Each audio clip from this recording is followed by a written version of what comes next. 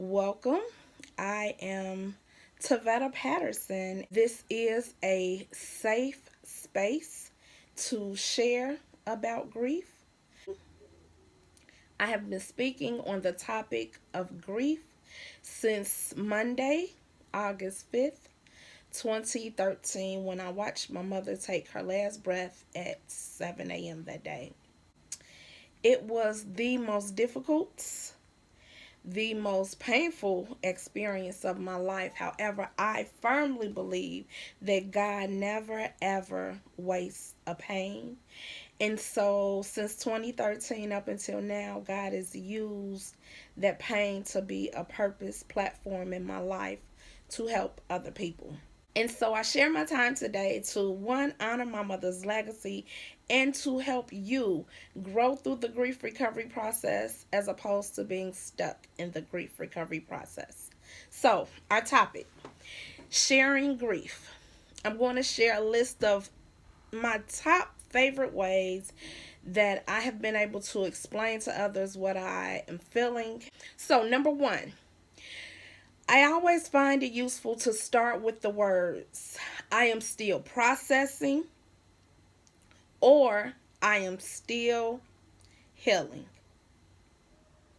Because sometimes people are simply unaware of where you are in your grief recovery process. And so if you lead in with, I am still processing, that gives them some insight as to where you are. Number two, exercise your right to say no. So, one way to use the word no in your grief recovery process is simply to say no because that's still painful, or no because it still hurts that my loved one is no longer here. Number three, use the words I need help generously. And I say generously because sometimes if you are a person who is used to doing for yourself, it is a process to get to where you can comfortably say, I need help. Four, I encourage you to reevaluate your yes. And what I mean by that is it is important that you do not say yes to everyone else at the expense of actually hurting yourself or hindering your own progress in the grief recovery process. In your grief recovery process, it is so important, just as it is in life, that you understand that busyness does not equal worthiness. Like, sometimes it is commonplace for people to perhaps work themselves to stay busy as opposed to going through the process of grief recovery and healing. So, I encourage you to not say yes to everything at the expense of hurting yourself. Number five, I have some visual aids that I'll be sharing throughout our time together. But number five, I want to encourage you, you can share color codes, especially if you are explaining grief to children, small children. I have color cards. You can make them or you can buy them. One color is red, and that's a good tool to say stop for a moment. I need a moment to gather my thoughts. Another color that is used frequently is green for go. Simply, if you're driving, green is go. And so, in this grief recovery process, green can represent go. I am ready to talk. I am ready to proceed forward in the process. Blue, of course, there are different shades of blue, but one shade of blue that I have on my color card is for sad, because sometimes in a grief recovery process, you may feel sad. And that's a good opportunity to share so that if you express yourself, children will learn how to express themselves. And then yellow, just like in driving, for caution. And caution can be a sign to slow down, I can only discuss one moment, one thought, one topic at this time, because I've heard people often say it's important to take life one day at a time. But in my own personal grief recovery process, there were days that I could not take the whole day. I could take the moment that was right ahead of me, but to think about the whole day, some days that was too much.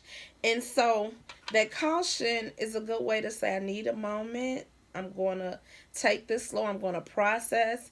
It's important to find a good balance between sleeping the rest of your life away and being so busy that you don't have a moment to process what you're actually going through in the grief recovery process. Number 6, a good way to share about your grief is, especially the holidays or birthdays of your loved one, is through decorations. And I have some decorations. I have a story to share about them later, but these are birthday decorations. It's a simple birthday banner. And so you can share about your grief by actually decorating your space. Number 7, you can share through pictures.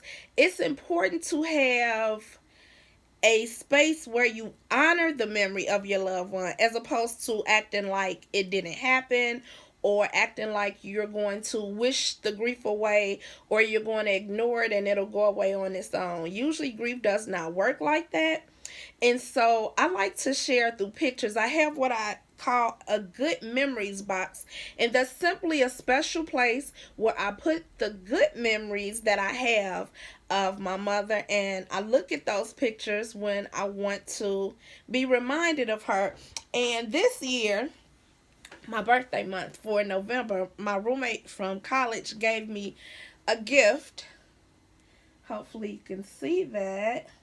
It's a blanket, but it has pictures of my mother, and it's comforting because one of the things that I really missed after my mother passed was being able to have days where if I didn't feel well, I could climb in her bed and it felt like everything literally melted away.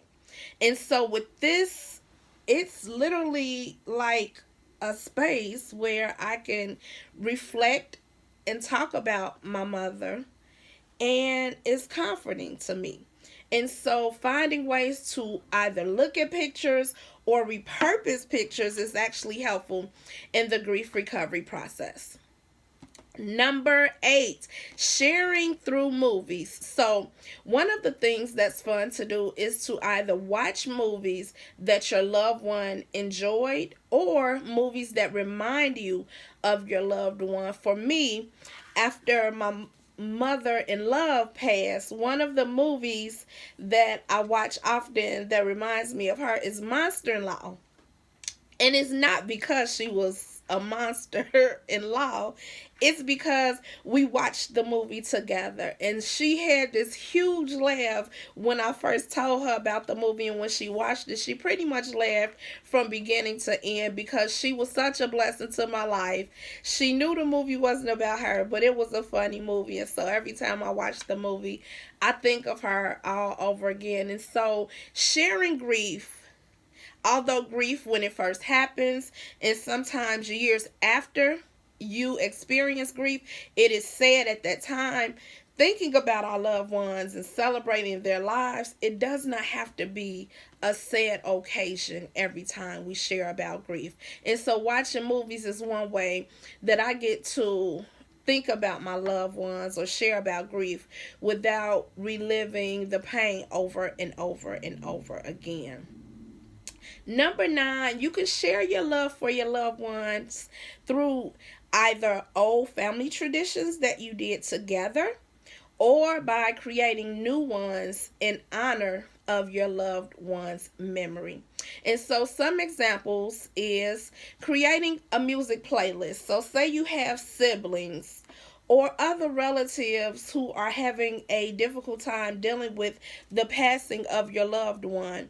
One way to honor their memory is perhaps you all share a song that reminds you of your loved one, and someone creates a playlist, and perhaps you play it for the holidays, or if you have a family Zoom together in honor of your loved one, or around your loved one's birthday. That's the playlist that you play to kind of remind you of your loved one. And once again, it's all about finding ways to lighten the load of grief and not necessarily allowing it to make you say it all over again every time you replay or celebrate a memory. It's good to invite the good memories and celebrate the good that has occurred, and not just the fact that they died, but you're celebrating that they actually lived.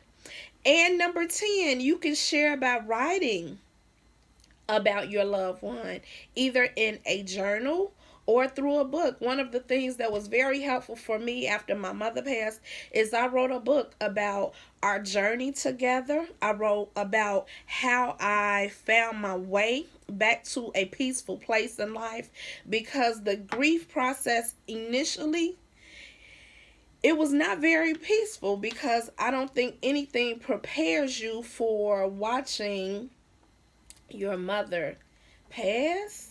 And so I had to write because I needed an outlet to release the pain. I couldn't carry it with me. And now I get to share through programs that I do with families, community groups, at colleges, and at corporations, because, as I said earlier, I don't believe that God wastes the pain. And so I want to share really practical examples of how to implement the 10 strategies that I shared.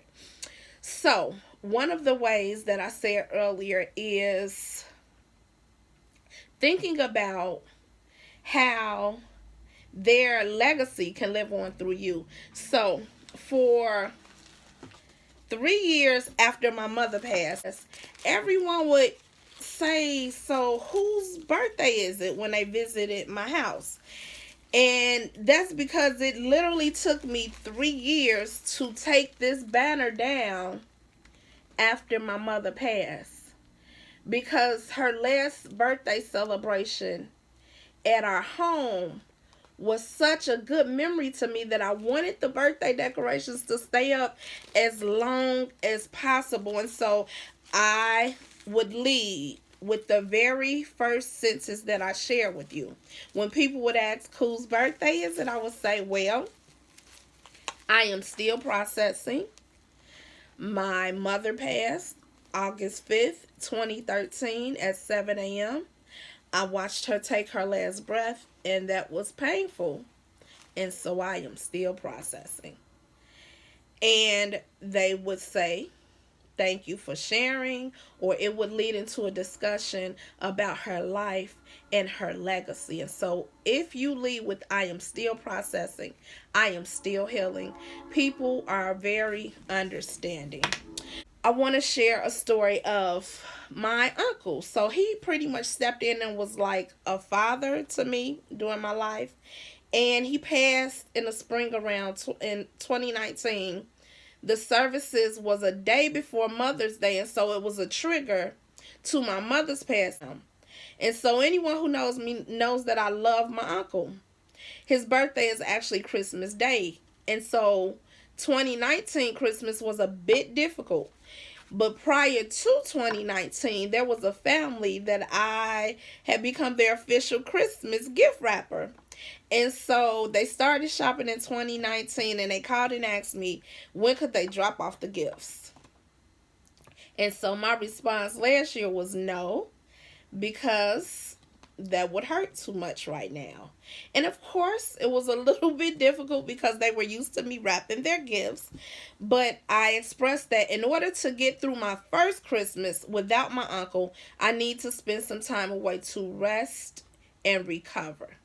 In your grief recovery process, you will find it very important at some point to say no to what does not fuel you at that moment.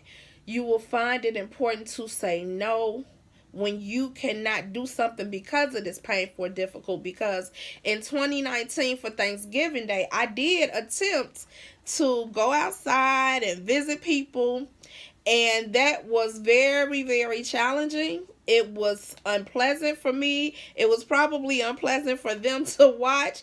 And so I just made up in my mind that I would not do that for Christmas. And so my decision was a non-traditional way of celebrating a holiday. I went to a hotel and I literally rested. I saw a beautiful light show because I love Christmas lights. I saw a beautiful light show on Christmas Eve, and then Christmas Day I spent watching basketball games, and I did scrapbooking because I love to create scrapbooks. And so it wasn't traditional, it wasn't what people are used to, but that was what I needed to get through that very first holiday. And each person experiences grief differently. And so it's important that you allow your journey through grief to be your journey through grief, and don't allow people to dictate to you how you should go through the process or what the time frame is even. And so the third visual aid that I wanted to share with you all is this picture here. So the conversation began when I told my husband I need help. I needed help to go through the process of opening boxes. I started opening boxes that my mother left behind when she passed in 2013. But from 2013 until 2020, it was too painful to go through the process. So I literally just stopped. And so November of this year, 7 years and 3 months later, I finally make the admission that I need help. And so my husband helped me finish opening the boxes. And it was a joyous occasion for him because he is an award-winning baker. And so what he found in the box was this professional grade mixer. And I found it odd when we went through the process of opening the boxes that I took 7 years to make the admission that I needed help, because sometimes all you have to do is say the word that you need help and people will come in and help you. And so I encourage you to continue to find ways to share when it is difficult in the grief recovery process for you, to say I need help when you need help, to exercise your right to say no when it is difficult, or yes when you are ready to proceed and move forward in your grief recovery process. I would like to remind everyone that you are not alone, because of course God is always present to help you on your journey through the grief recovery process. And then in this group we have people who encourage and who will pray for you and share positive posts and scriptures and help you go through the process so that you don't get stuck in the process. God bless you, and may the rest of your life be the absolute best of your life.